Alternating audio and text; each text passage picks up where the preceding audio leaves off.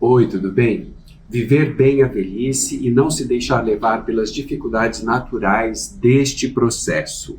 O IBGE indica que muito em breve teremos mais idosos do que crianças. E ter uma longevidade saudável é um dos grandes desafios que precisam ser enfrentados. Sobre o tema, eu converso com a enfermeira Ariane Gaio. Ela é gerente de gestão de atenção à saúde da Unimed Paraná e fala conosco aqui de Curitiba. Tudo bem, Ariane? Olá, tudo bem? Prazer estar com vocês novamente.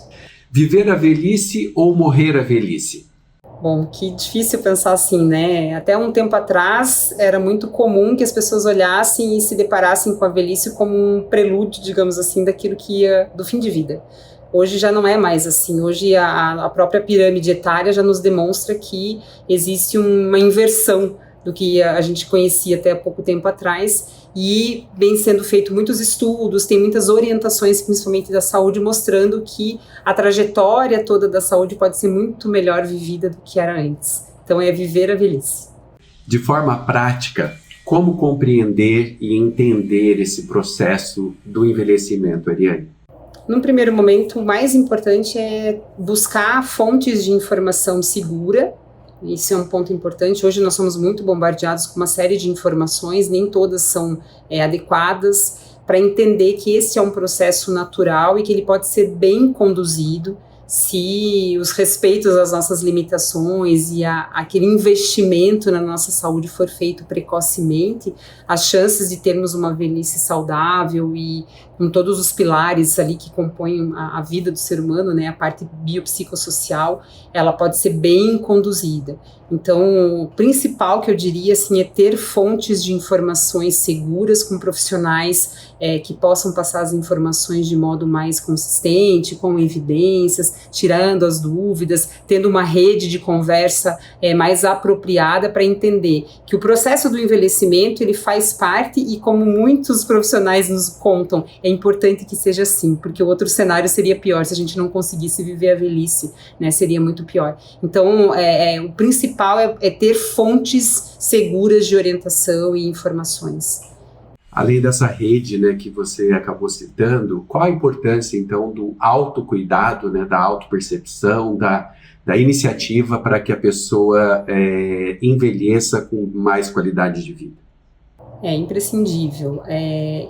Recentemente, até escutei num curso de inteligência emocional uma fala interessante, né, que quando nós nascemos, nós recebemos uma missão, que é cuidar de nós. Então, e esse cuidado vem desde muito cedo. Então, é importante que o autocuidado faça parte do nosso dia a dia, porque de tudo que nós vamos fazendo o investimento, é como se fosse realmente um investimento, muito análogo ao que é o investimento financeiro, digamos assim, né? O investimento que você vai fazer na tua saúde com as melhores escolhas, por meio de orientações bem conduzidas, que vão ajudar a ter um processo de envelhecimento que permita muita funcionalidade, permita as suas atividades, as melhores escolhas. Então isso é fundamental. Algumas situações não tem como outra pessoa fazer por nós. Nós que temos que fazer. Atividade física, escolha de alimentação, um cuidado especial com a saúde emocional, tentando sempre buscar esses pilares para conduzir melhor a vida, a jornada toda, e no envelhecimento você ser, na verdade, usufruir, entre aspas, daquilo que foi investido, né? Podendo ter autonomia durante todo o período do envelhecimento, que é acho que a grande preocupação da maioria das pessoas é realmente chegar na velhice com autonomia, podendo exercer as suas funções, depender menos de outras pessoas, e para isso é importante sim ter o autocuidado, principalmente a parte emocional, a parte social, a parte de educação, de atividade física, da alimentação, os exames, né, ter um vínculo importante com profissionais de saúde da sua confiança e, de novo, buscar sempre fontes de informações seguras. E esses cuidados, essas preocupações com o autocuidado devem começar quando?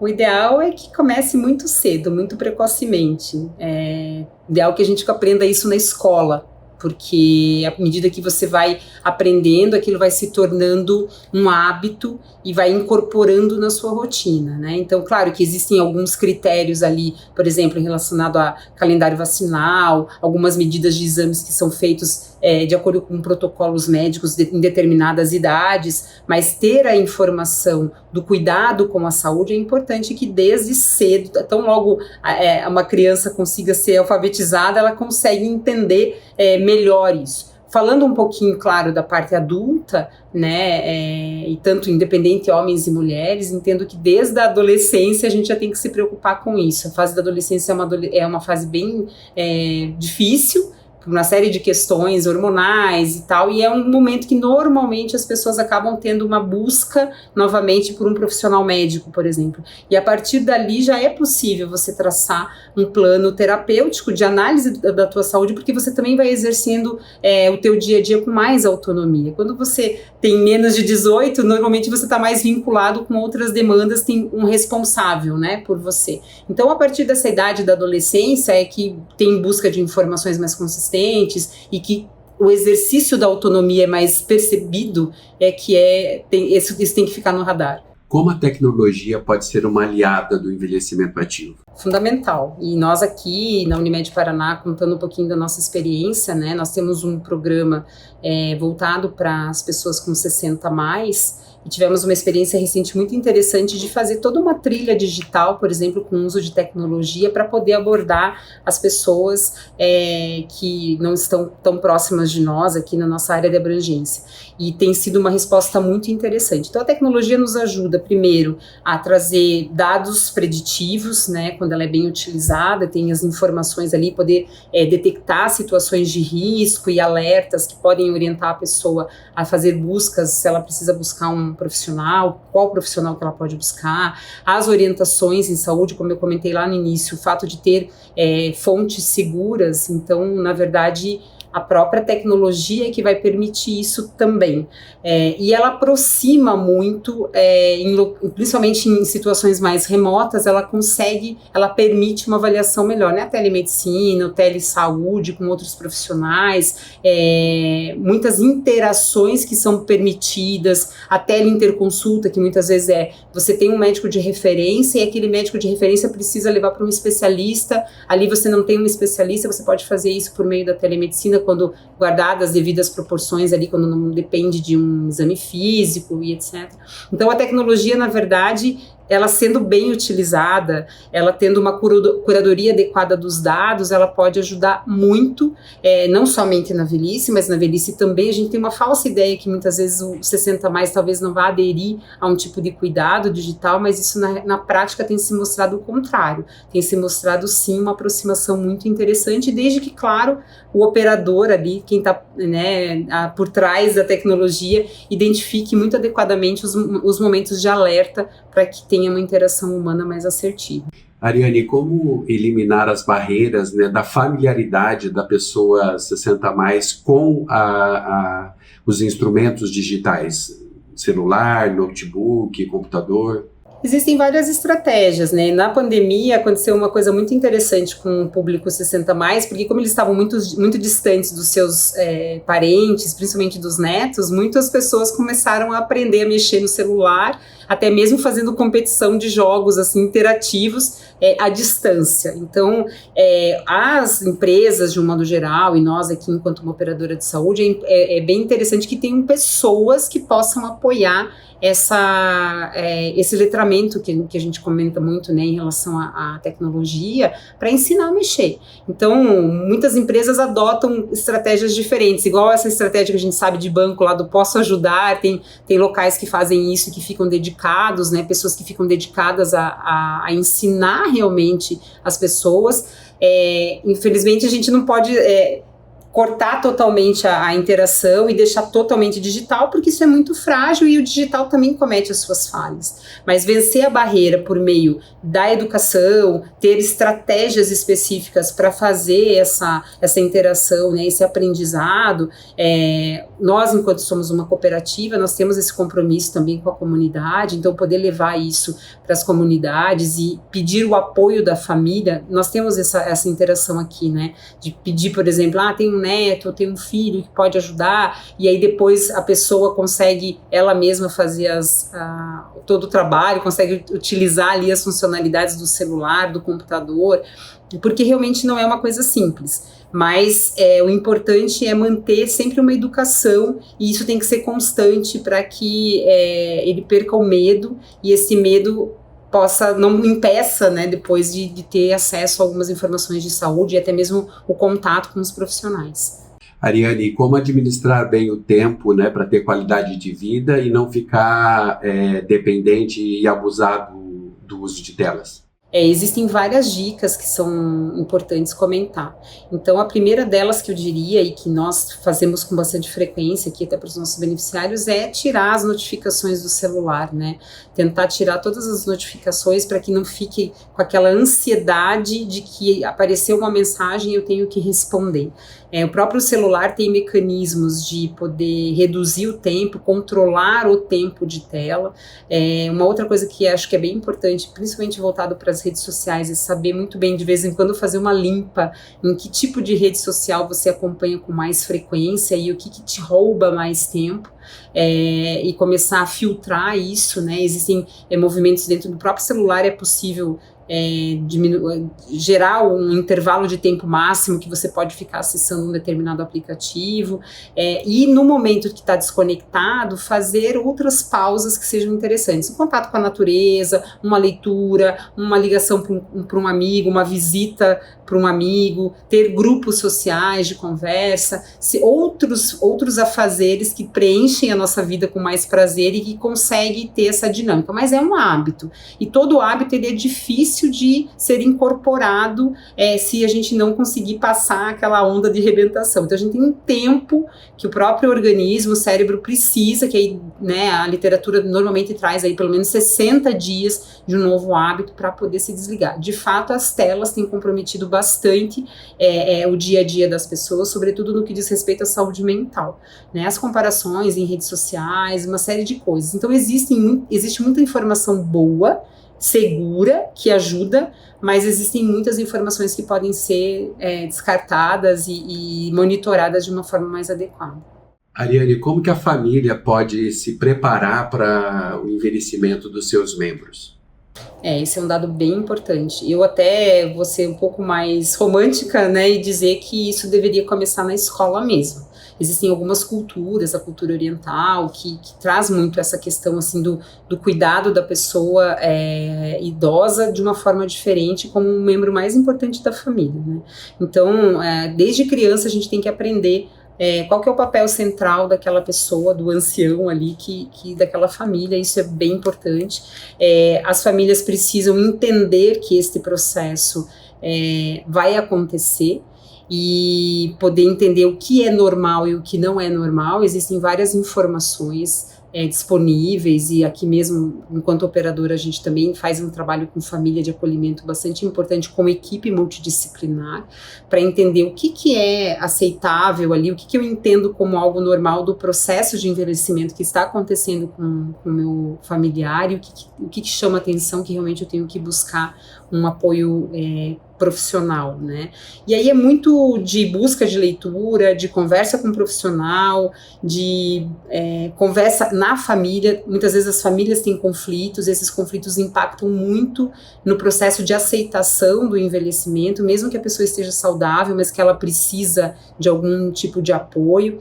Então, para isso é importante também buscar, né? O profissional, por exemplo, do serviço social é um profissional bastante importante em todo esse processo, mesmo até para organizar questões ali da dinâmica familiar, questões voltadas para a gestão financeira daquele idoso, enfim. Então, é importante que o preparo venha reconhecendo que isso vai acontecer, né, que é um processo de envelhecimento natural, ter um médico de confiança que seja do idoso e que a família confie, e começar a trabalhar com bastante transparência todos os pontos de medo, todos os pontos de preocupação que essa família venha a ter, e do próprio idoso, obviamente, que tem que ser ouvido, que tem que ser, tudo que ele fala tem que ser considerado dentro dessa dinâmica para organizar da melhor maneira. Qual a importância da rede de amigos? Fundamental. Primeiro porque o isolamento nessa fase, ele é muito latente, a gente percebe muito isso, a tendência é sempre se isolar, né, e ele tem algumas dificuldades que acabam também permitindo que ele acabe passando mais tempo sozinho, às vezes por um medo de se expor, às vezes a família tem medo de deixar que vá passear, que vá fazer alguma coisa com medo que aconteça as coisas, mas esses momentos sociais, eles são de extrema importância, para que o idoso não se sinta sozinho, que ele entenda também que tem outras pessoas passando pelo mesmo processo que eles. A gente tem uma experiência muito interessante aqui na federação, porque o nosso grupo de gerenciados acima de 60 anos, os que moram em Curitiba e região metropolitana, a gente faz encontros e nós conseguimos perceber assim a satisfação que e o quanto isso tem impacto, na verdade, na saúde emocional, que se reflete na saúde como um todo. Então, esse momento de rede de apoio de amigos é fundamental para eles trocarem as histórias deles, as experiências, terem oportunidades de conversa, de identificar os problemas, achar soluções, se divertir, ter momentos de lazer, né? Então isso é, assim, fundamental e é um dos pontos de maior fragilidade quando nós falamos do envelhecimento. Em que momento você acha que é importante avaliar a contratação do serviço de cuidador, né? Não só no sentido de administração de medicamentos e cuidados efetivos, mas também até como companhia, né? Já que as pessoas e as famílias têm muitas ocupações e às vezes os idosos acabam ficando muito solitários.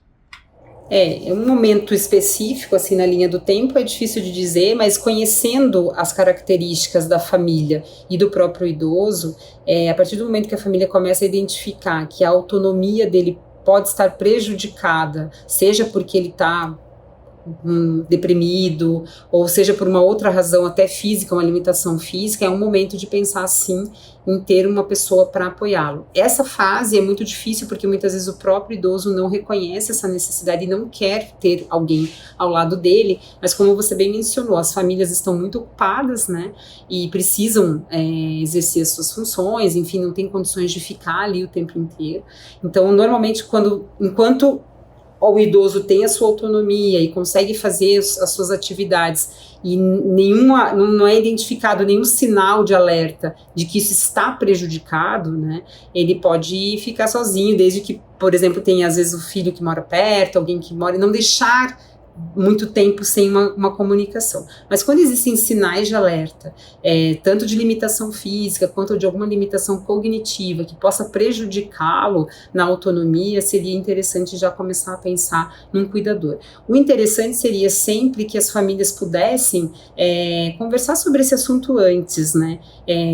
Conversar um pouco melhor com os seus idosos, um pouquinho antes de tudo isso acontecer, de como ele gostaria de ser cuidado, o que ele planeja para a vida dele, porque é uma conversa que normalmente nós não temos. Nós temos uma tendência muito forte de não querer falar sobre isso, como se isso aproximasse o tempo, né? O fato de falar de velhice, ou falar do fim de vida aproxima o acontecimento, e na verdade não é assim. Então a gente precisa quebrar essas barreiras e poder ouvir a pessoa para entender como ela gosta da dinâmica. Será que às vezes o cuidador é a melhor opção, ou ele gostaria de ir para uma instituição de longa permanência, porque lá ele também tem pessoas da mesma idade e ele vai se sentir bem. Tem pessoas que vão muito bem, porque tem um convívio dentro de uma instituição de longa permanência e não querem um cuidador. Então essa importância também de conversar e entender qual que é a vontade dele, para que isso possa acontecer da melhor forma possível.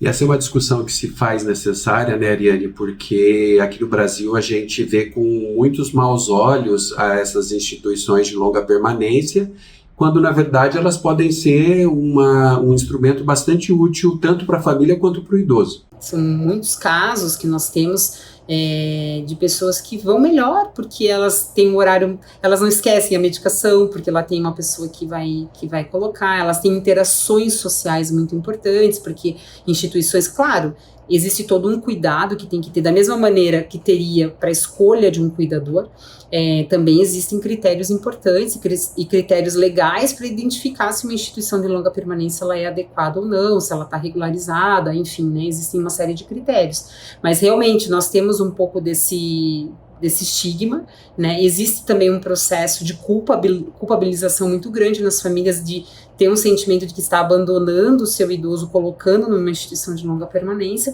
mas por isso que é interessante conversar antes, porque é um assunto que pode ser programado também, né? Você sabe que existem alguns lugares e algumas culturas, principalmente a cultura europeia, que eles vão espontaneamente para lugares assim.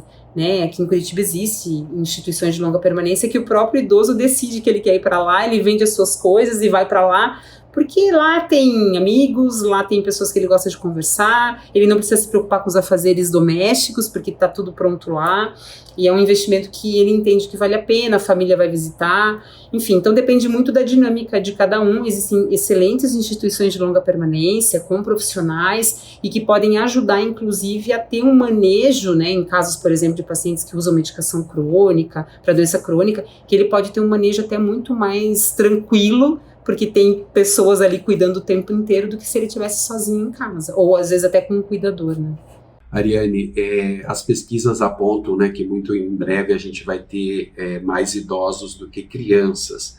Na sua percepção, você acha que as políticas públicas, as ações sociais já estão com o olhar voltado para esse cenário que a gente vai vivenciar muito rapidamente? Ainda não, embora a gente tenha iniciativas bem interessantes, inclusive até mesmo aqui no estado do Paraná, a gente tem iniciativas importantes, mas ainda estamos longe, né? Principalmente, não só na questão da política pública em acessibilidade, mas também na própria formação e orientação das famílias, né? Entender até onde vai a responsabilidade do Estado, a responsabilidade do governo, a responsabilidade de uma operadora de saúde, como é o nosso caso, e até que ponto vai a responsabilidade da família, né? Porque como nós falamos ali naquela pergunta anterior, se a família não estiver bem estruturada e preparada, entendendo que ela também é responsável pelo cuidado, a tendência é sempre terceirizar isso. Nós ainda temos algumas fragilidades do ponto de vista de saúde pública, embora exista legislação, na prática nós conseguimos identificar algumas falhas ainda de atendimento domiciliar. O nosso país é muito grande, então isso também dificulta, nós temos muitas diferenças regionais, mas é uma tendência, todo mundo sabe que isso está acontecendo, todo mundo tem visto isso e a quantidade de informações voltadas para essa atenção é enorme, né? Mas ainda falta muita coisa em relação à política pública no que nós conseguimos identificar aqui para que tenha amparo no envelhecimento saudável. Então, algumas coisas estão melhorando, a gente vai ter aí esse ano, por exemplo, a disponibilização de vacina para herpes zoster, que é para a população idosa, que é extremamente importante, porque tem uma relação direta com demência, então é importante que eles sejam vacinados, isso é um mecanismo importante, mas ainda falta um trabalho grande, principalmente voltado para também equipe multidisciplinar, né, serviço social, psicologia, terapia ocupacional, então tem algumas estruturas ainda que precisam para poder manter a funcionalidade, para que esses idosos possam manter a maior parte do seu tempo de vida sendo idosos robustos, que a gente chama, que é uma classificação adequada, com autonomia e com as suas funcionalidades preservadas. Que esse nosso papo seja uma das peças, né, nessa discussão, nesse debate que é tão importante. Ariane, muito obrigado pela entrevista. Obrigada, eu agradeço mais uma vez a oportunidade. Obrigado pela atenção e até o próximo vídeo. Tchau!